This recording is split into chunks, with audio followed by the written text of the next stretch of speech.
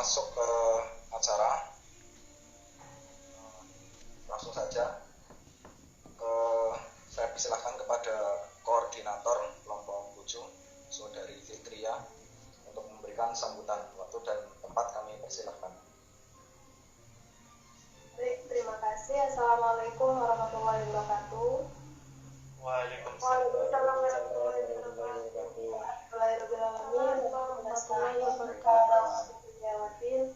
Wassalatu wassalamu ala asrofil anbiya'i wal mursalin sayyidina wa maulana Muhammadin wa ala alihi wa sahbihi ajma'in, amma ba'du. Yang terhormat Bapak Tajuddin Arafat selaku pemateri pada malam hari ini, yang saya hormati Bapak Teguh Wibowo selaku dosen pembimbing, yang saya hormati teman-teman anggota kelompok 7 KKN MDR 12 UIN Wali Songo Semarang, serta teman-teman peserta yang saya banggakan pada malam hari ini.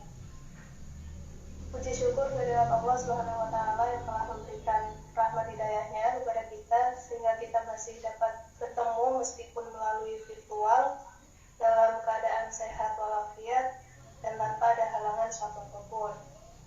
Salawat serta salam semoga tetap tercurah limpahkan kepada junjungan kita Nabi Agung Nabi Muhammad SAW, lupa pada keluarganya, sahabatnya, dan semoga kelak kita selaku umatnya diakui dan mendapatkan syafaat beliau di hari kiamat.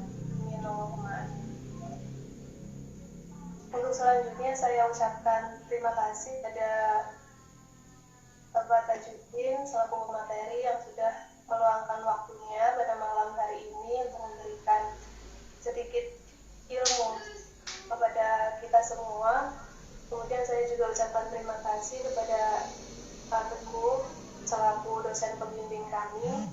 Kemudian saya juga ucapkan terima kasih kepada teman-teman anggota kelompok 7 yang sudah menyiapkan acara pada malam hari ini dengan baik, dan juga teman-teman peserta yang sudah sangat antusias dari berbagai daerah mengikuti webinar pada malam hari ini.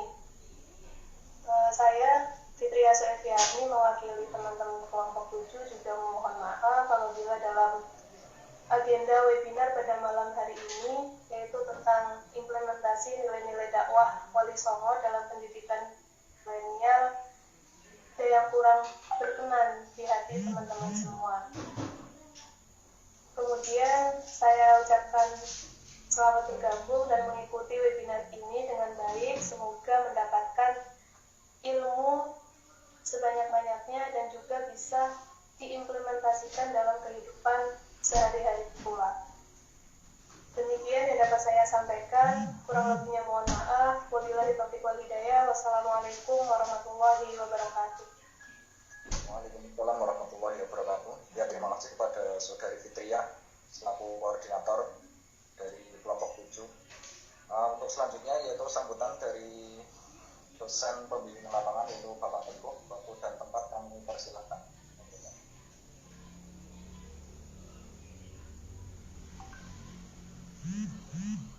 Oke, bismillah. Assalamualaikum warahmatullahi wabarakatuh. Waalaikumsalam. Ini Pak Tajudin sudah hadir Pak Tajud? Waalaikumsalam Pak Teguh. Belum. Pak Tajud belum ya? Oke, bismillahirrahmanirrahim. Alhamdulillahirrahmanirrahim.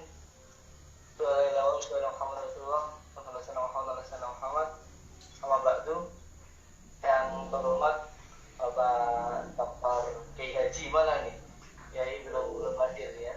Tajuddin Arafat MA yang selaku narasumber pada webinar pada malam hari ini, ya kan. Kemudian adalah teman-teman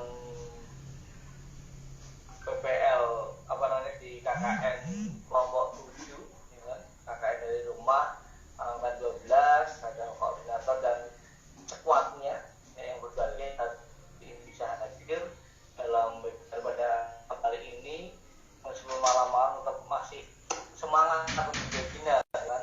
Ini meninggalkan malam mingguan ya, dari malam mingguan ketemu jajan. Jadi ada kencan berdua ini ya. Ini selamat malam. Selamat malam. Nggak mainin jago. Ya iya. Jadi saya kan, oh ya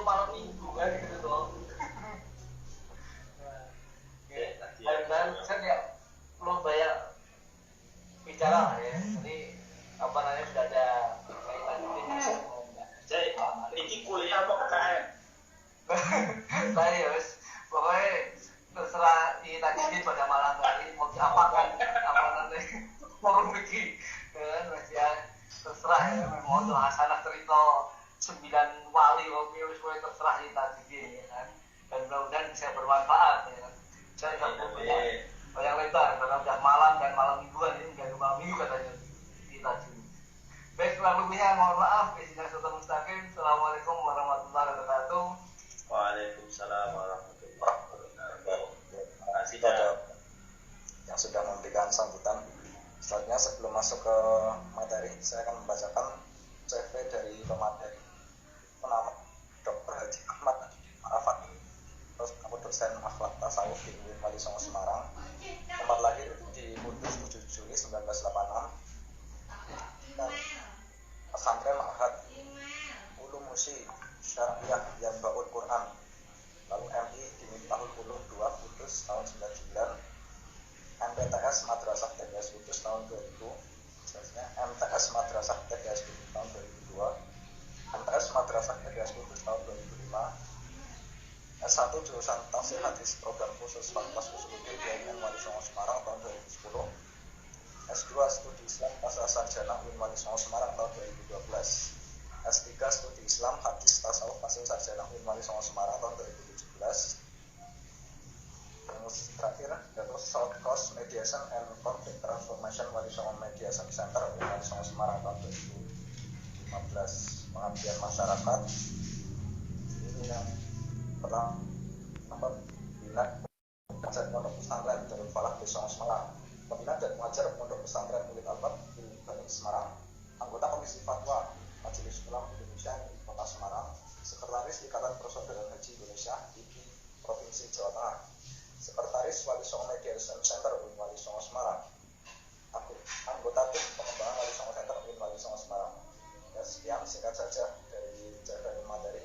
Untuk selanjutnya yaitu di asar ini yaitu diskusi yang selanjutnya Bapak Ahmad Haji Arafat, monggo. Assalamualaikum warahmatullahi wabarakatuh. Waalaikumsalam warahmatullahi wabarakatuh. Alhamdulillah wassalatu wassalamu ala Rasulillah wa ala alihi wa sahbihi. Yang kita hormati Bapak DPO, DPL ya, dan DPO, dosen pembimbing online. Karena nggak tahu, nggak ada posko, nggak ada lapangan. Ini versi pandemi ada di kan. Dosen pembimbing online. Terima kasih Pak Teguh atas waktu yang diberikan. Ini nggak tahu ini mau sampai jam berapa ini, Mas Moderator. Ini jam 8:30. Ini saya mau konfirmasi dulu ya, ini pesertanya siapa saja? Ada laporan dan apakah hanya teman-teman mahasiswa KKN atau ada representasi masyarakat itu siapa? Kalau dikatakan dari luar, dari mana Neng? Jadi ada yang dari UNSIK, kemudian ada yang dari Unmar dan Pasar, kemudian juga ada dari teman-teman yang lain juga. Oke. Karena ini 59 orangnya. Alhamdulillah. Saya dikasih amanah dan teman untuk memperbincangkan ini dari Gus Syahir tentang Wali Songo dalam konteks pendidikan yang atau apalah tema seperti itu. Satu hal yang perlu saya katakan dulu adalah saya tidak dalam kapasitas orang yang tekun atau menekuni kajian pendidikan. Sudah dikatakan oleh Mas Moderator, tujuan saya lebih ke keusulan. Andaikan nanti dalamnya itu ada singgung-menyinggung soal konsep pendidikan, sehingga nanti teman-teman dari fakultas Fatwa yang bisa memetakan kesimpulannya. Mungkin nanti ya pas singgung juga ada yang dari dakwah, mungkin perlu anak-anak mahasiswa dakwah yang bisa menyimpulkan. Atau mungkin dari orang-orang syariah, tidak tahu dalam aspek yang mana bisa diambil dipetik apa yang saya nanti sampaikan. Jadi itu satu mas, perlu dipetakan dulu bahwa dipastikan saya tidak dalam kapasitas pakar atau menekuni kajian berbeda. Saya hanya independen terhadap seluk-beluk tentang Wali Songo sejauh pembacaan dan kajian yang saya tentu. Sekilas kalau mau mengupas 9 wali, ini bisa sampai jam 12 malam, bisa lebih bahkan. Tapi saya kira nanti saya sekilas, saya lebih menunggu nanti ada pertanyaan, feedback, saya sukai. Jadi secara umum dulu bahwa informasi konsep Wali Songo tadi sempat disebutkan oleh Mas Nugroho, Mas Triana ya, Mas Jumbo Triana, itu kelana pakai jeneng sopo jeneng ada telat tadi Pak Tony Mas. Oh ya Mas Pak Tony. Dikasih Mas Tony. Ya, jadi tadi disebutkan saya sekarang juga aktif di tim pengembangan Wali Songo saya. Ini belum pernah dengar bahasa ini baru pengembangan. Jadi karena sudah hampir 1,5 tahun ya kan, sudah ngomong ya. Nanti kampus sekarang juga lagi intens untuk membuat sejenis kayak American Corner gitu, tapi yang Wali Songo Corner. Nanti di situ ada kajian, ada manuskrip, ada buku, ada bahkan harapan kita sampai pada level museum, bisa mengoleksi berbagai hal yang berkaitan dengan Wali Songo. Karena kita apapun itu tetap bertanggung jawab mengembangkan nama ini sebagai nama institusi kita. Jadi ada titik simpulnya. Maka dari itu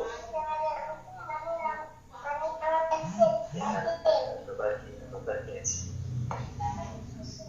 ya disusun di bawah dan oke, saya akan mengawali PPT saya sederhana hanya sekitar 10 slide. Saya akan katakan umum saja, pokoknya yang alur itu tapi jangan kasih ragu-ragu ya, alur itu tidak apa-apa ya, bisa saya lalu bakal oleh Pak JL-nya. Saya akan share.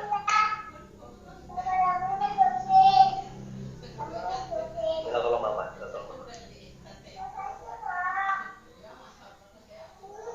Ini saya nyoba bisa lihat ya. Bisa dilihat. Bisa dilihat ya.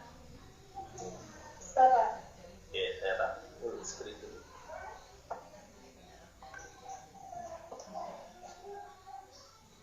Saya lebih pakai makna konsep umum aja tentang aktualisasi ajaran Wali Songo. Ini aja lah. Kata kuncinya ini dulu. Karena orang milenial salah satunya yang tidak begitu intens tentang pikirannya itu sekarang dan masa depan. Ya, pikiranmu kan itu dong. Mau mantan itu ya kemarin saja. Kamu enggak boleh. Mantan itu pijakan untuk dapat mantan-mantan setelahnya. Nah, jadi the vision is the key to the past. Saya ambil dari konsep orang-orang ilmu alam, bahwa sekarang adalah kunci untuk melihat masa lalu, bukan melihat masa depan, tapi kunci untuk mendapatkan masa lalu. Karena kita ada sekarang itu bukan karena ujuk-ujuk aja, kita berproses. Jadi aspek apapun kita tetap bagian dari masa. Jadi mau mengakui atau tidak, kita itu jadi bagian dari masalah. Jadi itu yang harus dipahami. Tidak boleh kemudian menegasi masalah.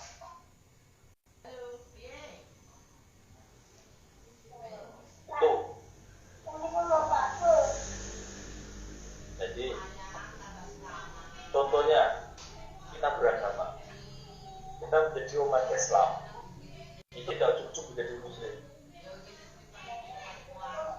Saya mau tanya ke kalian dulu, kalian itu masuk Islam itu karena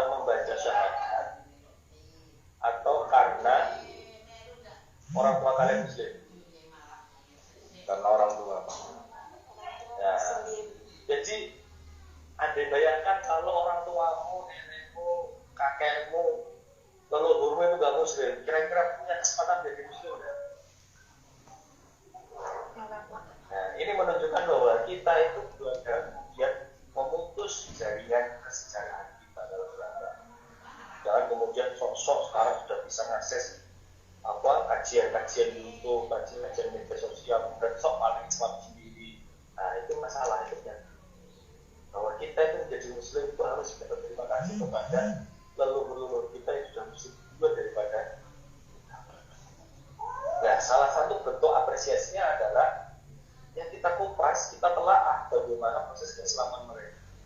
Titik puncaknya diantaranya pusatnya pada porosnya adalah pada wali songo. Pada wali songo. Coba kalau kita lihat peta ini, kita lihat ya petanya ya. Dari mana Islam datang ke Nusantara? Kita awali dari konsep ini dulu. Nanti mungkin sampai sekitar jam 9 saya selesai. Nah, jadi ada setidaknya ada 4 teori, 4 peta terhadap proses masuknya Islam di Nusantara. Satu diantaranya melalui India Selatan, Gujarat, Malabar. Ini yang paling sering disebutkan menjadi bentuk pola datangnya Islam Nusantara yang paling kental. Tradisinya sama, di sana banyak Syafi'i, di sini Syafi'i. Kecenderungan Sufinya kuat, di sini juga kecenderungan tasawufnya juga kuat. Bahkan Wali Songo itu punya garis benang merah sampai ke kawasan Gujarat. Nanti ada beberapa peta yang kita baca. Jadi semua Wali Songo itu saya cuma Kubro itu kan berdatang dari kawasan India, Kerala, dan Gujarat juga. Karena bahkan nenek moyang dari sana. Syekh Kubro punya ayah Syekh Jalaluddin, Syekh Jalaluddin punya namanya Syekh Abdullah, Abdul Malik. Abdul Malik ini adalah Buya Rasul yang hijrah dari Yaman ke India saat itu. Yang kemudian punya marga namanya Azmat Khan, Azmat Khan, kalau sekarang istilahnya. Itu Abdullah Khan, karena menikah dengan salah satu putri dari kerajaan daerah India Selatan. Jadi Wali Songo lebih identik dengan jalur ini. Ini datanya sekitar abad 10, 11, 12. Ada akhir. Yang pertama dalam catatan itu adalah Arab itu tercatat dalam catatan sejarah. Ini bisa ditelaah di tulisannya almarhum Agus Sunyoto di atas Wali Songo. Catatan awal sejarah Islam di Nusantara itu tercatat abad 7 Masehi sudah masuk di Nusantara. Tepatnya di daerah Kandarus, Sumatera. Sudah ada komunitas Muslim Arab di Sumatera saat ini. Bahkan kalau dirujuk ini hidup dengan sejaman Dinasti Umayyah di Damaskus, Syam, Syria. Di masa sahabat sudah ada Arab Muslim datang ke Nusantara. Nah, kemudian yang keempat, ketiga dari Persia. Persia ini kecenderungan seperti tradisi di berbau Syiah di daerah Aceh, Perla, Samudra Pasai. Arab-Arab Persia juga banyak di tanah Jawa, Pantura, sekitar Gresik. Kampung Leran itu artinya loran. Lor itu orang dari lor itu seberang. Karena jalurnya dari Sumatera, maka di pantai utara Jawa, dan yang tidak di pantai selatan. Maka Islam pertama dari Pantura Jawa, kemudian masuk ke selatan. Masa dinasti Pajang yang dibawa oleh Panembahan. Dan sempat itu mataran Islam dan Arab. Jadi Persia itu menjadi satu barang lebih senior. Sunan Gresik, Maulana Malik Ibrahim itu 1404 Hijriah meninggalnya. Jadi lebih awal dari Sunan Ampel dan Wali Songo yang lainnya. Bahkan ada makamnya Fatimah binti Maimun yang lebih awal lagi sebelum Sunan Gresik. Jadi sudah ada komplek Islam, komunitas Islam Persia, Islam Arab yang ada di daerah sana. Dan bahkan ada juga teori Cina ada beberapa yang ketika beberapa kali pelayaran ke Nusantara itu juga sempat bertemu dengan komunitas Cina Muslim di Tuban. Tidak ada. Nah, Wali Songo itu yang kita kenal dengan nama-nama itu masuk pada sekitar 1440-an. Dan Islam baru populis ramai sampai Jawa hingga ke Nusantara pada masa itu. Jadi ada rentang waktu hampir 8 abad. 800 tahun Islam sudah ada di Indonesia, di Jawa, di Nusantara, tapi baru masa Wali Songo penyebarannya masih. Sebelum itu masih dalam komunitas-komunitas kecil. Agama pribumi, agama kita orang Jawa apa? Ya Kapitayan itu. Hindu Buddha kalau orang-orang elitnya. Pedalamannya pribumi asli, orangnya Kapitayan itu. Sangiang itu. Dan seterusnya dalam agama KP Jawa. Nah ini yang perlu kita jadi pelajaran bahwa ya bayangkan 8 abad Islam di Nusantara itu belum mencapai atau memasuki wilayah baru pada masa Wali Songo itu masuk dalam keislaman masif di Nusantara, terutama di Jawa. Setelah juga ada Kesultanan pertama di Jawa di Nusantara di Toro Demak 1470-an. Raden Fatah selaku Sultan pertama, putra dari Brawijaya V Kepang. Jadi yang perlu ditanyakan itu. Ini Jawa Islam Prawali Songo. Jadi jangan bayangkan bahwa sebelum Wali Songo Islam sudah ada. Bahkan ada 7 tadi bulan. Sebelum itu ada pendakwah-pendakwah tapi sifatnya tidak masif. Tersebar di daerah Jawa. Fatimah bin Maimun di lereng Gresik, pesisir. Ini masih di daerah pinggir laut ini, tidak terlalu pinggir sih. Daerah saya kemarin sempat ke sana. Ziarah. Jadi ziarah kubur itu jangan dianggap hanya sekedar mendoakan, tapi juga menjadi bagian dari pengakuan kita bahwa keislaman kita itu bagian dari keislaman leluhur kita, dan ungkapan terima kasih. Ternyata kalau kita Turki belum itu kita Islam kita itu auto muslim karena kita lahir dari keluarga muslim ini. Bedanya dengan yang lainnya. Itu di Lerang itu 108 abad 11 Masehi juga sebelum Sunan Gresik Maulana Malik Ibrahim datang. Bahkan ada riwayat jadi datang Sunan Gresik pertama kali ya di daerahnya Fatimah bin Maimun, kemudian bergeser ke kota itu yang sekarang Sunan Gresik. Ada juga Syekh Sa'ad bin Wasil Kediri, tanah Kediri abad 12. Persia juga madhabnya Syafi'i. Sultan Malik Saleh Pasai, Maulana Malik Ibrahim Gresik. Nah ini kenapa di sini kok Wali Songo Pak? Oh tidak katakan Prawali Songo. Memang sejarah mengatakan di masa Prawali Songo, Wali Songo itu menjadi sebuah nama institusi atau kelembagaan para wali pada ketika zaman Raden Fatah. Dan Raden Fatah itu sudah ada waktu Syekh Sunan Gresik sudah meninggal. Bahkan dalam riwayat Kerajaan Demak hadir itu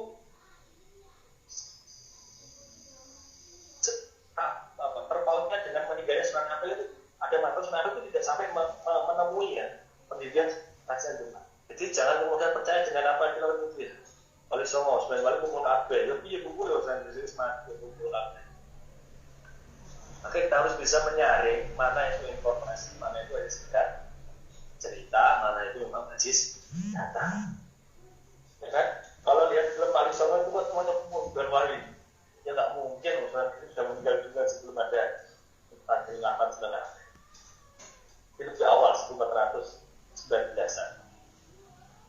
Saya cuma gurunya Wali Songo ini nenek moyangnya Wali Songo yang pertama datang sebelum anaknya Maulana Ishak dan Ibrahim Asmorokoti itu sudah datang dulu.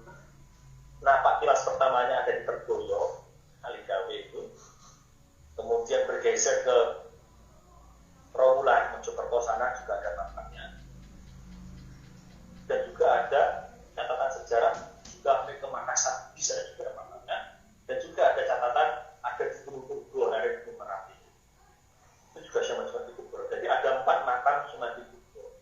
Nah, kita harus memahami kata makam itu bukan makom, itu bukan makam dalam artian fisik. Orang Jawa itu ada kalau ada namanya punden. Punden itu belum tentu makam. Bisa saja ada sekedar petilasan. Tapi terkadang dibentuk seperti makam.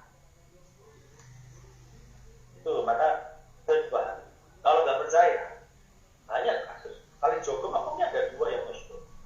Di Kadilangu sama di Tuban. Sunan Bonang ada 3. Di Lasem, Bonang, di Tuban, sama satunya di Pulau Bawean. Kalau nggak lagi Kali Jogo itu juga ada tulisannya Jogo di komplek pemakaman Sunan Ampel. Jadi jangan kemudian langsung orangnya berubah banyak itu. Ada memang istilahnya apa, petilasan kalau orang Islam. Karena kuburan dengan makam itu mungkin bedakan. Itu harus dipahami. Syekh Jumat Kubro itu leluhurnya para wali songo. Hampir semua wali songo itu merujuk ke Syekh Jumat Kubro. Baik yang dari jalur Maulana Ishaq melahirkan Sunan Giri, Ibnu Asma Konti melahirkan Sunan Ampel dan Ali Murtado, kakaknya Sunan Ampel, Ali Romatullah melahirkan Sunan Bonang, Sunan Derajat, Sunan Lamongan, Sunan Abdul Jalil, Sunan Diporo, ada mana Sunan Ahmad, Sunan Ampel. Ali Murtado punya keturunan, diantaranya nanti melihat Sunan Kudus, ada juga nanti Sunan Muria, belum lagi Said Besara. Kali Jogo itu masih saudara dari sisi istrinya Sunan Ampel, karena istri Sunan Ampel itu ibunya Sunan Bonang itu orang Tuban. Dan seterusnya. Itu cara kebalannya. Ibnu Asmorkodi ini akhirnya Sunan Bonang, ayahnya Sunan Ampel, Ibrahim Asmorkodi, makamnya di daerah Tuban. Kalau dari Sunan Bonang agak ke timur, di sisi pantai, sekitar 5 kilometer kalau salah. Ibrahim Asmorkodi. Sebelum datang ke Jawa, beliau singgah di Palembang mengislamkan Arya Dhamma. Arya Dhamma itu putra Brawijaya V yang ditugaskan di Palembang, menjadi adipati Palembang. Kemudian masuk Islam menjadi Arya Abdillah. Nah, Arya Dhamma itu nanti yang merawat Raden Fatah, putra Brawijaya. Dan Arya Abdillah ini yang punya anak namanya Raden Husain. Satu sebaya dengan Raden Fatah. Antara Lek dengan ponakan itu sebaya. Kemudian keduanya belajar Islam, ngaji mondok di Sunan Ampel. Raden Fatah kemudian membuat kerajaan di kekuasaan Majapahit namanya Gelagahwangi dan di Bintoro Demak itu. Nah, Raden Husain kemudian disuruh oleh Sunan Ampel mengabdi di kakeknya di Majapahit. Dan kemudian terkenal dengan namanya Adipati Terung. Ya, nanti dalam perang Mojopahit dengan Demak, Jopek versi Gridawardana yang versi dicipta oleh Gridawardana itu Adipati kemudian Sunan Ngudung, yang dikatakan seperti itu ayahnya Sunan Kudus, dan Sunan Ngudung terbunuh oleh Adipati. Tapi banyak peta-peta yang berbeda. Bayangkan, ini orang putri disuruh ngabdi di kerajaan Buddha oleh gurunya, ketemu perang dengan kerajaan Islam Demak. Iya jalan. Apa masih ngomong bisa soal agama di sini? Ini yang dibedakan. Ada juga namanya Syekh Hasanuddin Kuro, Karawang, Jawa Barat. Syekh Kuro terkenal. Kuro itu ada yang mengatakan karena beliau itu ahli doa, ahli baca Quran. Syekh Kuro datang itu bersama dengan rombongannya Sampoko yang keberapa kali sudah di Tangerang. Syekh Hasanuddin Kuro. Ada yang mengatakan Kuro itu artinya adalah ahli ibadah. Di dalam diksi istilah tasawuf itu Al-Qur'an itu bukan kok baca ilmu qiraah, dan Al-Qur'an itu adalah orang yang memang ahli tasawuf, sufi. Nah, Syekh Hasanuddin Kuro ini punya murid perempuan namanya Nyai Subang. Putrinya Ki Gede Tapa. Gede Tapa ini yang salah satu penguasa di daerah Cirebon, Taruban Larang. Nah, Nyai Subang Larang itu berarti yang bukan dengan Pramahkota Siliwangi, yang kemudian juga namanya dengan Ki Pemanahan Roso, siapa lupa namanya, kemudian jadi raja Siliwangi, Raja Pajajaran Siliwangi, yang kemudian melahirkan 3 anak, Walang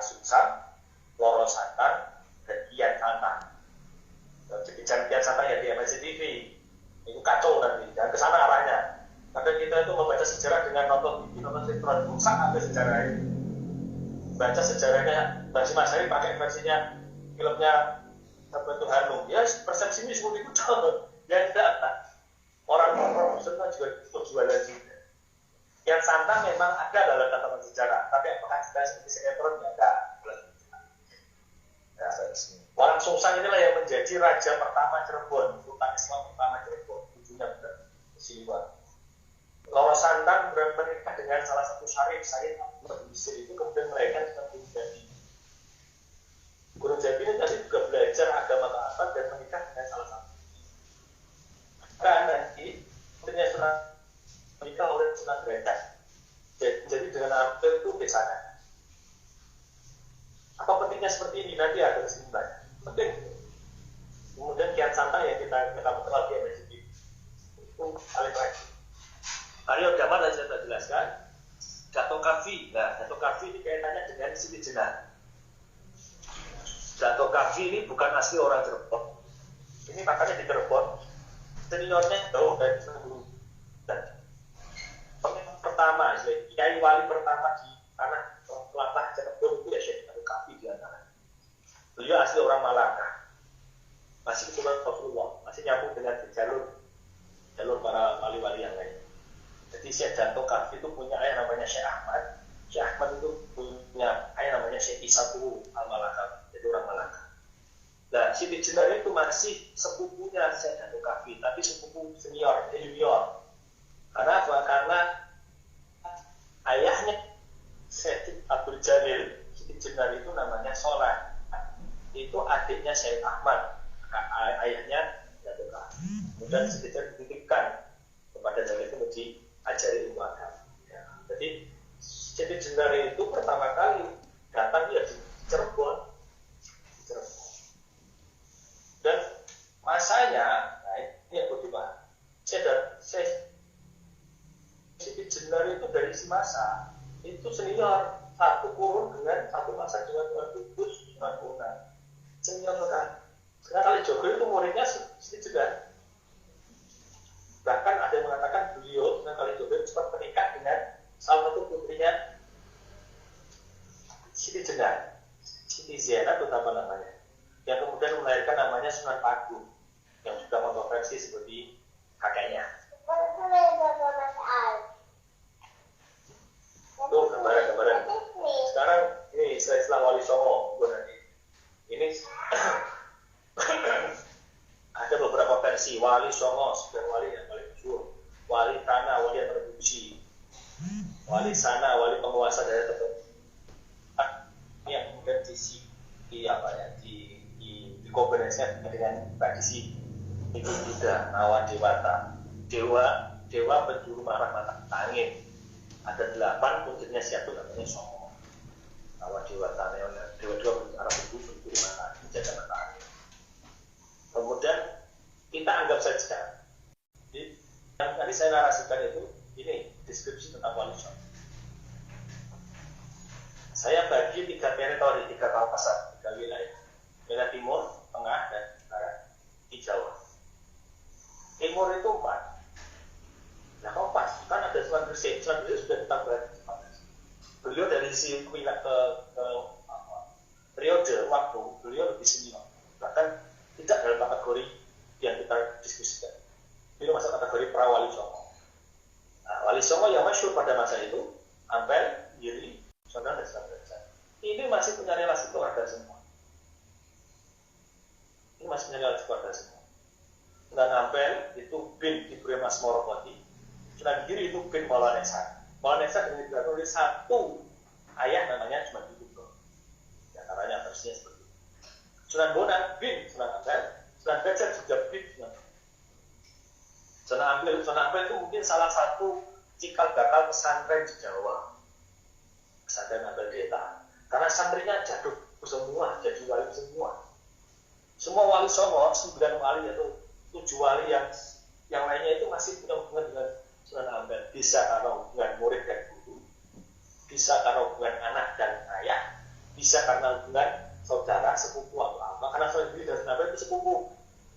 Bisa juga karena relasi mantu. Ada versi contohnya, ada versi mengatakan Sunan Kudus itu mantunya Sunan Ampel. Sunan Gunung Jati mantunya Sunan Ampel. Ada versi yang Sunan Kudus itu bin Sunan Ampel. Monggo nanti kita bisa diskusikan. Nah, dakwahnya apa? Satu hal yang perlu kita pelajari bahwa untuk Sunan Ampel pun datang di sana itu atas izin dari Jaya V. Karena apa? Karena beliau masih ponakannya. Karena beliau itu menikah dengan salah satu putri Campa Kamboja sana. Dan Ibu Mas Morokondi, ibunya Sunan Ampel itu juga salah satu putri. Kakak adik yang satu dinikah oleh ayahnya Sunan Ampel. Jadi kan itu seperti orang boleh atau paling pada itulah kemudian baik dan diberikan di daerah lembus. Dari tadi kan meminta Suara itu yang ingin saya tanyakan. Implementasi dakwah semua di era milenial, terutama bagi mahasiswa.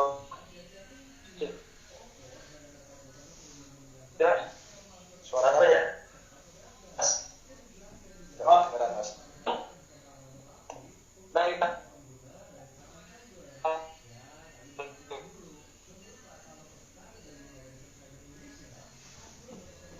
Ya Pak, mungkin bisa dicek aja. Oh. Ya, kembali. Ya, cek aja ya. Yang lainnya mungkin yang suaranya jelas bisa ngomong. Kalau nggak jelas, Mungkin yang ingin bertanya, monggo kami persilahkan dari Mas Muhammad. saya Mas. Yang monggo Mas Yogi silakan. oh ya. Bismillah. Terima kasih kepada moderator yang memberikan saya kesempatan bertanya pada edisi webinar kali ini. Implementasi dakwah Wali Songo di dalam generasi milenial. Mengaitkan dengan isu sekarang ya Pak ya, di masa jam sekarang ini ya, maraknya tokoh-tokoh agama yang berdakwah mungkin tanda kutip yang mengarah kepada ekstremis ataupun bisa dikatakan juga radikal. Macam model dakwah yang seperti itu bagaimana Pak? Tanggapannya dengan yang nada mungkin ekstremis kan begitu Pak. Dan kata dari yang telah tentang implementasi yang dibawakan oleh mungkin itu Pak. Terima kasih. Ya, terima kasih Mas Yogi. Salah dijawab monggo Mas. Ya, ini dakwah itu kan jadi ada sekian pola strategi yang harus digunakan terkait dengan dakwah yang kemudian mengajukan pola keagamaan yang ekstremis, karena tidak bisa hanya sekedar disalahkan atau dipoinkan pada, tapi juga diri kita yang menerima. Salah satu model pemilih itu ada semuanya dianggap mudah, semuanya apa ya istilahnya itu yang dianggap luaran biasa. Pemilah yang kemudian memasuki ranah pola keagamaan, maka orang itu yang praktis. Jadi ketika ada yang ada alternatif lain, dianggap itu sudah salah. Penyakitnya kan simplifikasi. Memang modernisme itu menawarkan kemudahan, mempermudah segala, tapi ada dampak. Kemudian cara berpikir kita juga akhirnya dibuat pola seperti itu. Ada disederhanakan dengan seakan-akan dia cuma ikut dong. Contoh, mohon maaf, diksi kembali kepada kondisi itu ada semua ulama tidak ada yang menentukan. Dikasihkan seakan-akan kalau nggak ada koordinasi kemudian kan repot. Nah, jadi kembali ke hadis semuanya ulama seperti sekarang caranya kembali gimana? Apakah kita pun kasus kepada hadis? Itu masalah, ya kan? Simplifikasi. Maka kemudian karena simplifikasi itu seakan-akan ketika ada opsi yang lain, alternatif yang lain, sudah dianggap tidak valid, tidak sokah, ini berita. Padahal kalau dirujuk semuanya itu ada. Cuma seakan-akan saking rancunya, mohon maaf saking rancunya, kemudian karena kata-kata ini sudah salah ini. Kembali kepada hadis, hadisnya itu Bukhari, itu juga salah. Oh hadis itu hadisnya Rasul, bukan hadisnya Bukhari. Bukhari itu hidup 3 abad setelah Rasul. Sebelum Bukhari itu ada fase kehidupan tua, peradaban, diskusi, dinamika, konflik, apapun. Ada Syafi'i di sana, ada Abu Hanifah di sana, ada Imam Malik di sana, ada Imam Ahmad bin Hanbal di sana, ada imam-imam yang lainnya yang tidak kita kenal, ada mustahil yang kita tidak kenal. Semuanya itu lahir sebelum Bukhari. Apa mereka nggak pakai hadis? Imam Syafi'i itu lahir 204 Hijriah sebagai membela hadis. Jadi ada kerancuan halal. Karena apa? Memahami agama dari aspek matu atau gak matu, cocok atau gak cocok. Tidak dilihat dari sejarahnya. Coba kalau saya mau tanya ke kalian, Bukhari dengan Imam Syafi'i itu mana? Karena tadi sudah bilang kan ya. Karena saya sering ketemu, saya ngajar di Fakultas Usuluddin. Itu kan tanya teman, Imam Bukhari dengan Imam Syafi'i itu mana? Itu Imam Bukhari tidak ada hadis. Konyol itu. Karena ini masalah.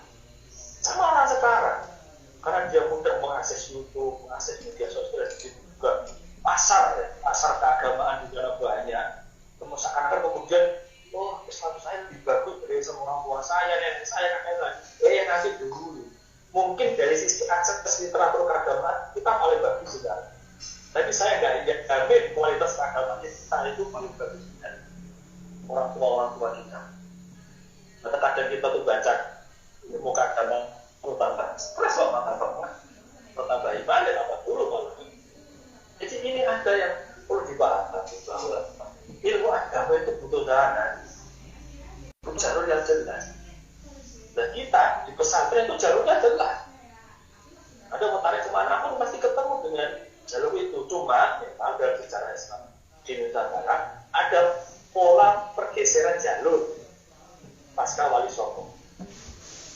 Apa pergeserannya? Karena zaman Wali Songo sudah pada Muslim semua, kerajaan Islam sudah eksis semua, baik di beberapa daerah, bahkan di luar Jawa, ada yang di Bugis, ada yang di Ternate, ada yang di mana, kemudian di Demak, di Pelatah, Cirebon, yang lainnya, akses ada India ada masuk, Portugal masuk, akses mereka tidak lagi ke arah India, tapi langsung akses lewat jalur selatan, kemudian dia langsung ke Mekah. Maka nanti abad 16-17 sudah mulai ada titik-titik benar jalur Islam tidak lagi ke jalur langsung. Maka pergeseran sanatnya bergeser ke sana. Tapi tradisi kita nggak pernah bergeser.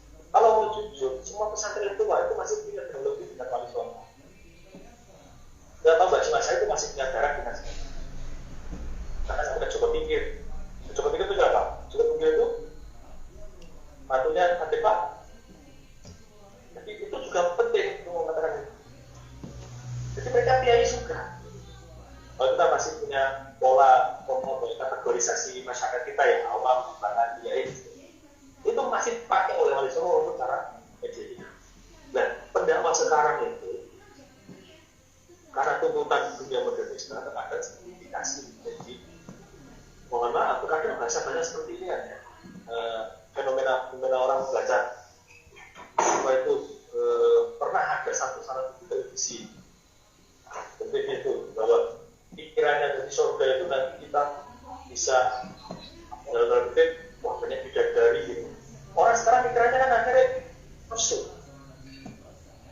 Wah nih surga iso bujunya orang kemudian kira surga dengan nafsu, padahal kita tahu nafsu tidak diterima dalam pikiran dan banyak lagi lah kita harus tegas. Dan sekarang orang tradisi tradisi kita menawarkan beberapa opsi sekira itu mencoreng agama dan seterusnya. Itu yang menjadi masalah. Jadi, tradisi penyederhanaan dalam menerangkan agama itu terkadang sudah terjebak dalam tradisi simplifikasi. Apa sih tradisi simplifikasi? Makanya merasakan dia. Itu gampang loh orang Jawa. Agama itu gampang, jangan jadi gampang. Itu saya kira. Terima kasih. Terima kasih. Tadi ada satu lagi pertanyaan dari Mas Muhammad Rizky. Saya tanyakan bagaimana kalau sama dia merespon. Terima kasih.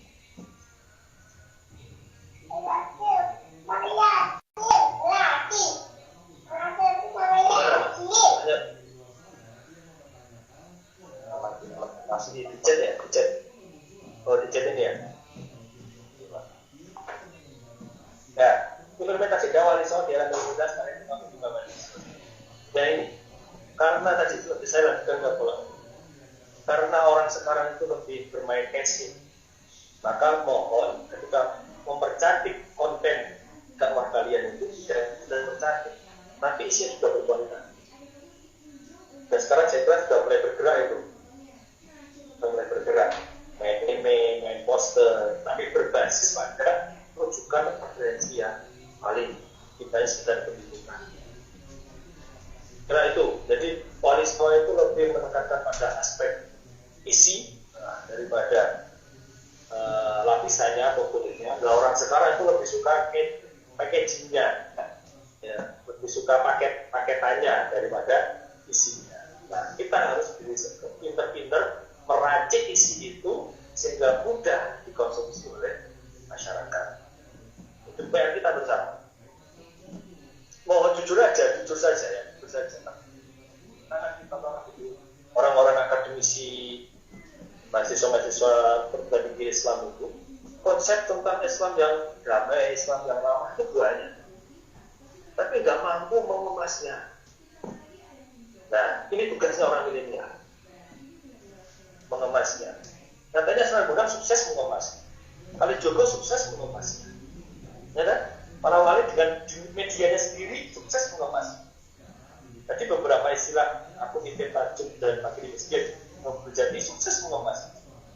Istilahnya Sunan Bonang tadi pakai dua hati, itu kan ada rujukannya, valid, tidak bisa dibantah. Tapi orang tidak butuh itu. Masa butuh bahwa apa yang kita sampaikan, apa yang kita utarakan, poster yang kita publikasikan itu mengena kepada mereka dan menjadi amal jariah kita dan menjadi perilaku amal baik bagi mereka. Itu yang menjadi kontennya itu bermutu, tidak sedang rame-rame di dunia media digital seperti ini dong. Ini contoh konkret gini, seperti ini aja diskusi ini kita. Konsumennya kan saya bisa tebak ini data. Ya dari masyarakat dalam arti mewakilinya berapa? Kenapa kan? Kan saya nggak punya jaringan. No, Pak kalau nggak percaya kamu udah apa yang eksis di YouTube, kalau kamu udah atau ustadz siapa yang eksis di YouTube populer kamu kasih jadi narasumber umum. Orang mungkin bisa lintas, orang bisa masuk ke Google Meet-mu atau ke Zoom. Itu jaringan penting juga. Jadi mereka saling mengikat jaringan. Baik yang manapun ya, manapun itu. Bahkan yang TV pun butuh jaringan itu. Waktu jaringan nggak mungkin bisa. Kedua. Jadi dari mengemas konten media dan media itu sudah oleh soal sukses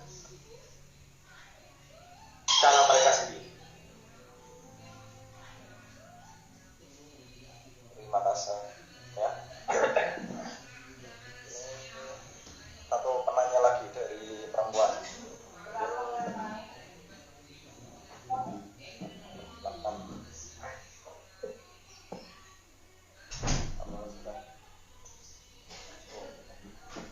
Sebenarnya soal masa depan ya, dapat soal masa lalunya ya ditanya. Karena memang orang menggali masa orang yang kita bisa mengimajinasikan, bisa hidup. Saya itu kalau pernah, mohon maaf, sudah ada beberapa informasi buku baru tentang Wali Songo, tapi bagi saya itu perlu dikomentari. Jadi ini dari buku namanya Fakta Baru Wali Songo.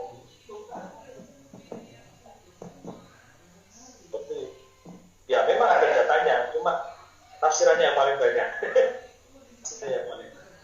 Kalau soal disebut cuma menyinggung soal musyawarah media, memang ada media wayang, media tradisi, media budaya yang berkembang menjadi media dakwah. Nah, sebagian wali tidak setuju.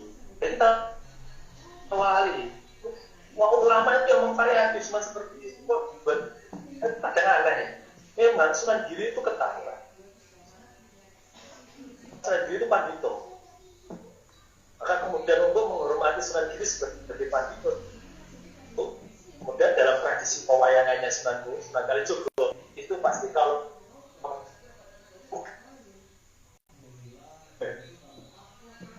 ya gunung itu simbol gunung sama itu penghormatan terhadap syariah, terhadap Sunan Giri yang pada syariahnya lebih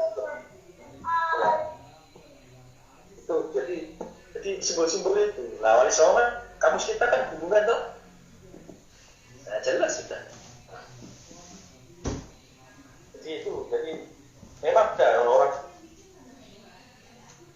diskusi yang biasa. Kalau Rasulullah itu kan terap setidaknya 4 tipologi orang beragama.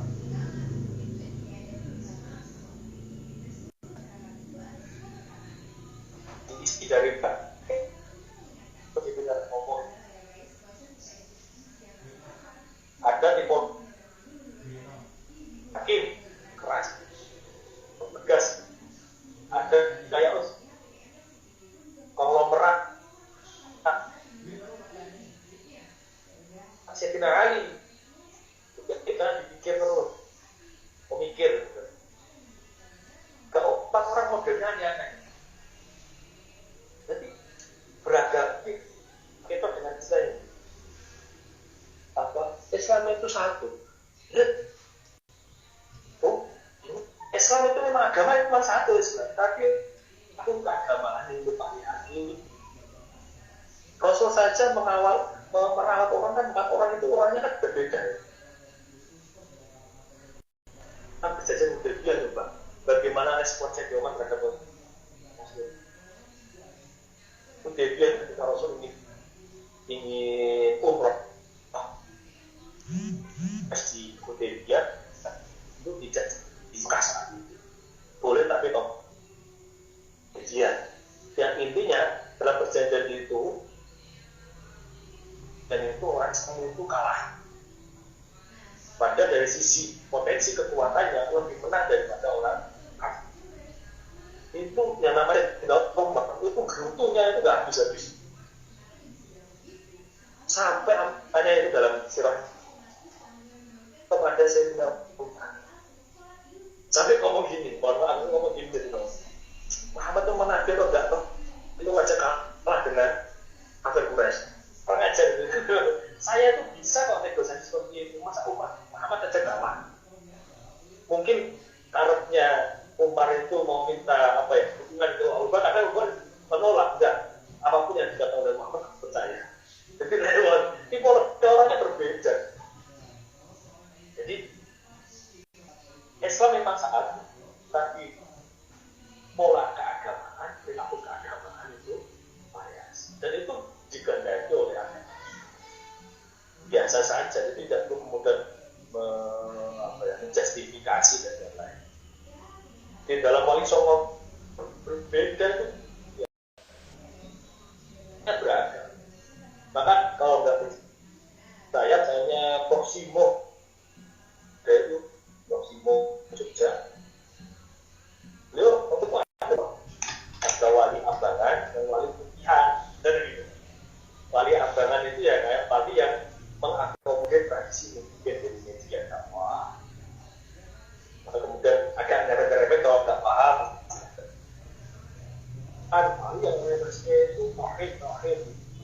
Sunan Giri itu wali putih, Sunan Ampel itu wali putih. Nah, Sunan Bonang itu wali abangan, wali Kalijogo, wali abangan, Sunan Derajat, banyak lagi. Tapi kalau dirunut, Sunan Derajat malah punya koleksi gamelan itu Sunan Derajat. Ya, itu gambarannya mas. Jadi jangan kemudian dilakukan. Faktanya ada, tapi yang paling banyak itu interpretasi yang digiring-giring ke kepentingan baca.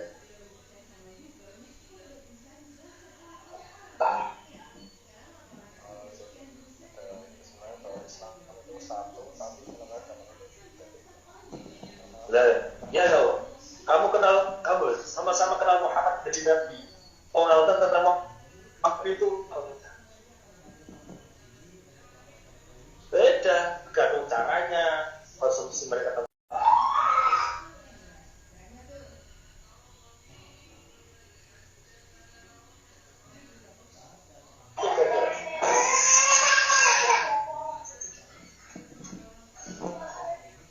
Itu ya, ngalanya apa?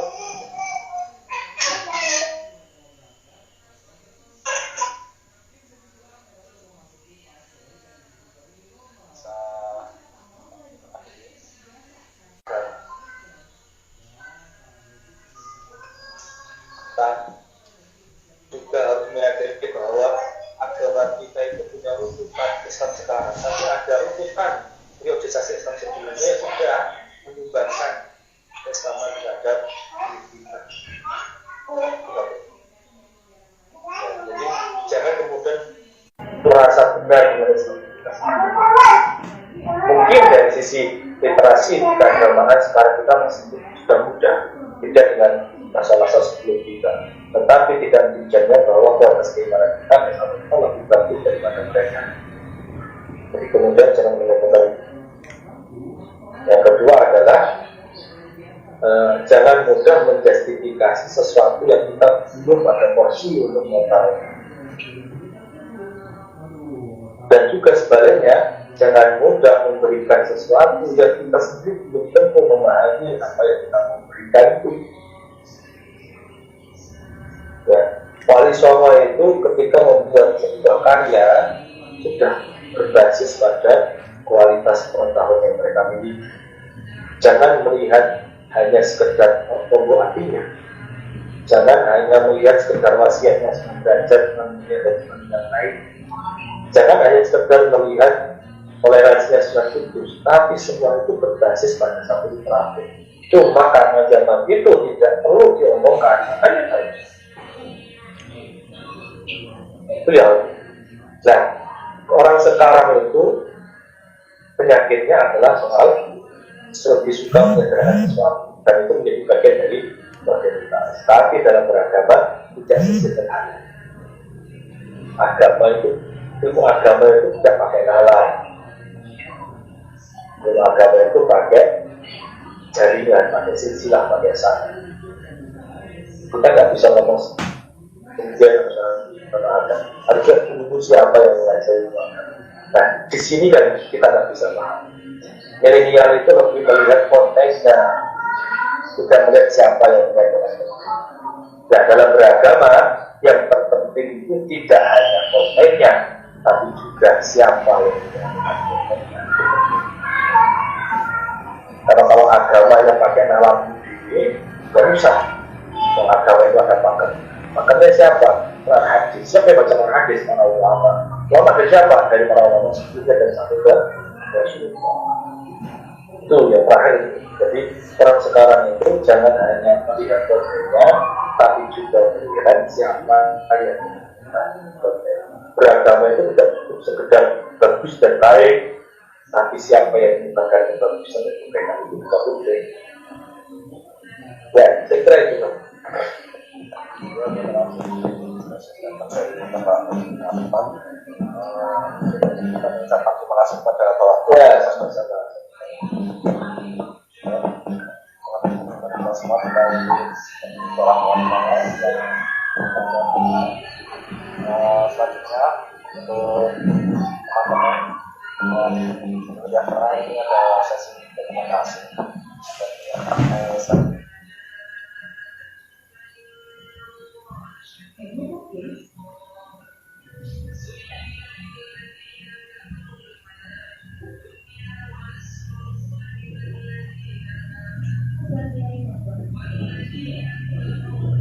Kalau mau kantor.